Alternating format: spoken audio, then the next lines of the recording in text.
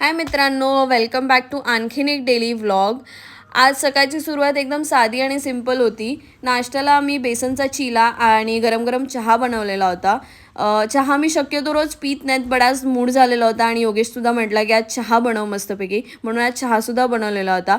नाश्ता करत करत थोडं डिस्कशन केलं, ऑफिसच्या थोड्या गोष्टी डिस्कस केल्या, न्यू इयरमध्ये वगैरे काय नवीन प्रोजेक्ट्स अँड ऑल सगळं डिस्कस केलं. मग कामाला बसलो, दिवसभर काम केलं. मग संध्याकाळी असं ठरवलं की चला बाहेर जाऊया. मग कुठे बाहेर जायचं, तर असं झालं की चला FC ला जाऊया. मग पटकन रेडी झालो आणि आम्ही निघालो FC साठी.